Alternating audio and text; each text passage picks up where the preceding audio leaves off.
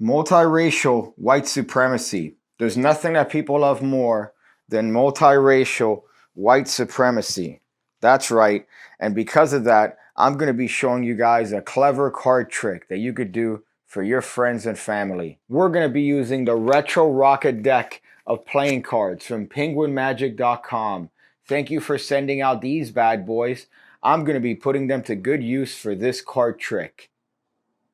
So you're going to shuffle your favorite deck of Penguin Magic Retro Rocket playing cards. Give them a little bit of a mix, a little bit of a shuffle. If you happen to be a Spaniard magician and you want to teach some otherwise subpar magic on a download, you could even tell them to shuffle, shuffle, shuffle, shuffle. And that way magicians will be flocking to purchase your tricks. And here you're going to have a participant select a card. And it happens to be the Ace of Spades. The Ace of Spades, which is very appropriate because it's a black card and we're in 2021. So the participant writes their name on it, and let's say their name is B J M and then X. Let's say their name is BJMX because they're mentally ill. But this card is in the middle of the deck, and it stays in the middle of the deck surrounded by all these cards because it doesn't matter, my friends. Believe it or not, I had a dream last night. No, not that sort of dream. We killed the last guy that had that sort of dream, but I had a dream of this particular card trick taking place. You even signed the Ace of Spades. The only difference actually is that I was using a blue deck of cards. Here's the part that you might not believe. Well, sir, I woke up and in my nightstand was not a condom, but a playing card. And I brought it here today. It's a blue playing card, and it's been in my pocket the entire time. Believe it or not, sir, this card, you can't touch it, is your card, the Ace of Spades, with your special needs name on it. You can't touch it, though, because if you touch it, we wake up. Yeah, that's right. We wake up from this facade, from this dream. Oh, you want to touch it? Well, suit yourself, sir. The spectator, of course, touches the card and turns it over to realize that it was, in fact, a dream. And the card is, well, back to its original color, thus showing that we are no longer in the fourth level of Inception. Whoa! Hello, friends. Are you aware of the PigCake Magic Academy, where $5 a month gets you 2 videos every single week going over card and coin stuff, and you get 2 additional tutorials that I don't post anywhere else, so it brings the total to 4 videos you get every single week with access to over 1,000 videos already teaching you everything about coin magic, card magic, and if you join the Mentalism Academy, Mentalism, you should check it out. The link is in the description section below.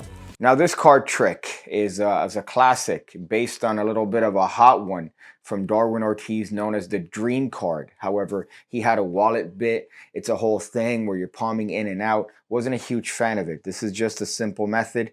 It's been around since the gaff card that you need for this particular trick has been invented. Oh man, you need a gaff card for this particular trick? Yes, you do. Look at that. That's all you need. Red, blue double backer. If you don't have one, just stick 2 cards together. It doesn't matter because they're not going to be touching this card. This card is going to go from your pocket to the deck of playing cards, and they're not going to have a chance to feel this card in particular. So if you don't get a nice printed one, like in the Retro Rocket deck of playing cards provided to me by penguinmagic.com, then you should make one up easily by just literally gluing 2 cards together. But this is what you're going to need in your pocket with the blue side facing your butt. The reason for that is so when you take it out, that's the side that's going to be visible. Now all you need is your trusty matching deck of playing cards, and we're good. You're set. Any point in time, you tell a participant, hey, I had a dream. And they're going to go, that's right, brother. We all do. And you go, no, I had a dream about a card trick. And literally all it is presentation and a double lift. You're lifting 2 cards as one. That's it. That's literally the whole trick. So you have the card selected. In this case, the card is the BJX, Special Needs Ace of Spades. That card goes into the middle of the deck, and you control it to the top. Now, here's the problem. You can't shuffle the cards. because there's no reason why you should be shuffling the cards, especially if you're going to go to your pocket and pull out the card. There's no reason to. So at this point, you're going to need to execute in the magic business what we call a pass or a shift, meaning that you are going to be secretly cutting the cards. Now, the shift that I did was a simple one. It's based on the Greg Wilson backstage pass, and it's just literally a pass as I show the cards like this, saying you could have picked any one of these. And of course, talking about the dream that you had, and the card is controlled to the top. But you could do any pass you want. It doesn't have to be too complicated. Anything to get the card from the middle to the top. You know one. You know a way. Okay?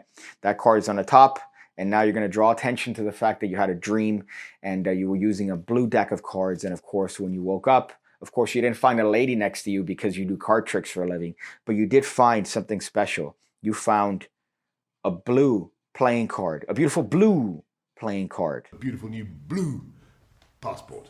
Now, all this time, I've taken a chance to get a break underneath that card because you're going to do a double lift here. Now, of course, I need to place this card on top of the deck in order to show that that card's been in my back pocket the entire time, which is the reason I now put it on top of the deck. So I go, oh, look, this card has been in my back pocket the entire time. It's a nice gesture and a good motivator for putting the card in the deck, because I'm drawing attention to my back pocket as I tell the participant that this card manifested like the Sai Baba would on this my nightstand table. It just appeared, right, like a chain to entice young boys to my back room. Look it up. It happened. And here, look at that. You're getting a break, and you're going to be ready to do a double lift. Now, a little tidbit here is you want to tell the spectator that you're going to show them the card, but they can't touch it. They can't touch it. You're going to explain it later. And here, all you're going to do is a double lift. That's it. You lift two cards as one, and notice what that gaff card does. When I lift these two cards as one, I could thumb this card off, and they don't see anything. They don't see anything because the gaff is a red back card, so I could spread the cards and show that there's nothing to it, and I could easily thumb this card off and show it to the participant to have their name on it. Now, here's a wonderful little line in that they can't touch it, because if not, then we all wake up. So do you want to touch it? And of course, the participant wants to because it is their card and they want to see it. And you go, well, okay, suit yourself. And of course, when they touch it, you could have them turn it over and realize that maybe this was a dream. Maybe this was a dream. So it's a nice moment when the card goes back to its original color. And it's a nice little lovely patter point, right? Where you could go back and talk about how they woke up. And are we in a dream? Maybe. We could be. And you could have them keep this particular card with their name as a memento of this memory. Magic isn't complicated, my friends. It's not difficult. This one is a perfect example of that. Double lift. That's it. Make the gaff card. That's the most complicated part of this entire procedure, is gluing two playing cards together. And if you can't do that, well, I suggest finding a hobby that actually gets you women. But that's the trick. It's fun. It's interesting. If you want, you could keep the card in a wallet, much like the original one from Darwin Ortiz. But then there's more process in taking the card out. It's put it in your pocket, all right, if you're going to do this trick, and you're going to be rewarded. I have to adjust the camera, and I don't want to do it and cut, so I'm going to do that while I'm talking. So this is counted as content. But that's the end of the video. Hope you guys enjoyed it. Thank you guys for being around. Make sure to do the things that people do when it comes to videos, and comment, you know, tricks the algorithm into thinking that this channel is actually worth it. Boy, let's see what's been going on. I went to the doctor a couple times recently, right? Let's see the monitor. Look at that. I went to the doctor because I thought I had a hernia, because pain stretched from my nuts to my abdomen when lifting weights. And turns out that it's not a hernia. Doctor put his finger on my nuts and told me to cough.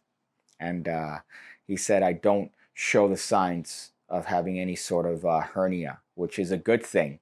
I actually went to an urgent care to verify. And I realized one thing, my friends. Healthcare breeds the most attractive women. Everyone in the office could get it. And by get it, I mean me. The doctor lady, who unfortunately didn't touch my nether region, she could get it.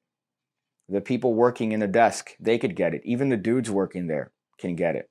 I don't understand what it is about the healthcare industry that attracts what could be models. But instead, they chose to live their life for the good and treat people. So That's what I've been doing. Now I gotta actually get some blood work done, which is exciting because I haven't done that in a while, and never been penetrated myself, right? So it's gonna be interesting. Usually I'm the one doing the penetrating. Yeah.